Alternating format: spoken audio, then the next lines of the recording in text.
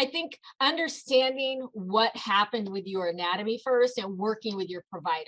So there's some people that at that 6-week postpartum check, they're going to be given the clearance. So a lot of people at that point are going to say, okay, you can begin insertion again, vaginal insertion.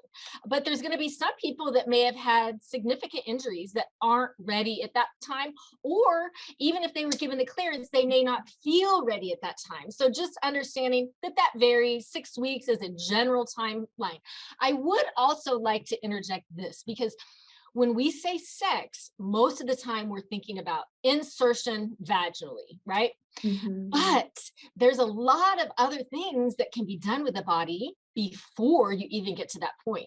For example, I have some models here that we're going to share today. Okay. So if I think people are listening audio and video, so if Yes. you're listening audio, you may want to go back and check out the video part of it, because there'll be some things missed. But here's the vulva, this is the vaginal opening, and then this is the clitoris. Okay, and so the clitoris is a very important organ for female orgasm and for female sexual satisfaction. And so you can begin clitoral stimulation and doing things externally way before that 6 weeks. The word of caution that I would have there is sometimes, it's rare, but sometimes when that baby comes out, if you had a vaginal delivery, occasionally you can tear upwards towards the urethra where urine exits, or even up towards the clitoris. So you want to, if you did tear up that direction, you'd want to make sure that you're cleared to begin movement of that area and, stretching of that area, because, clitoral stimulation will involve some touching and some friction and so forth. So just understanding it varies, and you don't have to wait for vaginal insertion to begin some types of either self-stimulation or intimacy with your partner. Okay, awesome. And so if someone's like, I don't feel ready, but I want to get there soon, what are some ways? I know you talked about, without vaginal insertion, but what are some other ways they can kind of get them ready or prepped? Even talking with partner, how does that kind of all come together? So number one, I think looking at your vulva is really important. So understanding your anatomy. A lot of times, people have tearing. Okay, so perineal tearing. This is the vaginal opening, and then here's the anus, and this is called the perineal body. So looking at that structure and identifying, did you have a tear? Does the tear, how far does the tear go? So kind of just becoming familiar with how your body looks. And so number one, it's looking. Understanding what your body went through. So did you have a tear? Talking to your birth provider about it. There's also something called an episiotomy where they cut you. And then there's also abdominal births or cesarean deliveries, which can also impact pelvic floor and return to sex postpartum.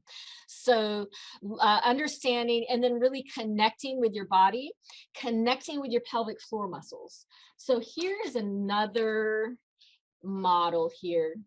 And this is the pubic bone in the front, and then you have the tailbone in the back. And here's the vaginal opening, and then this is the anus.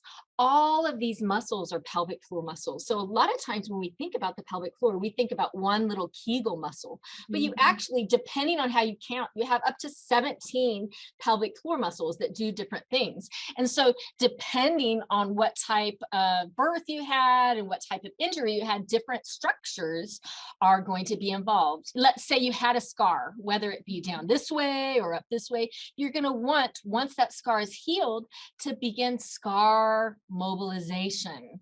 It, like if you had a scar on your knee, if you just leave that scar alone and you're not moving it, you're not massaging it, chances are it's going to get tighter, and the tissue underneath is also going to be restricted.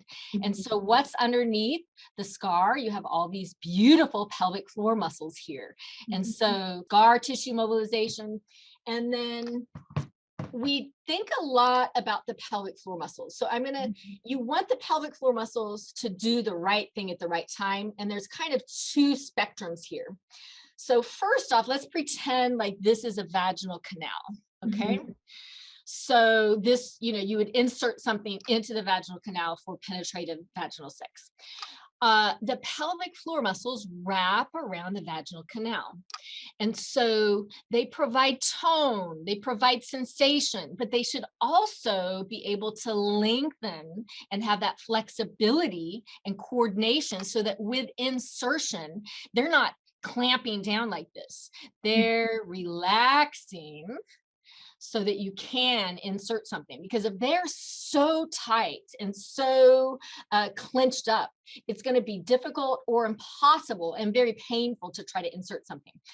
On Mm. the flip side, I know I'm going a mile a minute too, because I have so many things I want to share. So just, Yeah. jump in, interrupt me if you need to. No worries. Okay. This is On the great. flip side, we have vaginal laxity. Okay. So yes, this vaginal canal stretches, and depending on the size of your baby and the baby's head and your tissue and your preparation, that will all impact. So other people, instead of having pain, they may have vaginal laxity. So where they feel loose, they don't feel that good sensation when they insert something. And so that's where we want, instead of those muscles to be really stretched out and weak, we want to improve the tone, improve the strength. So when you have something that's inserting, it feels good to your partner, it feels good to you to have better tone, and that can improve satisfaction for both.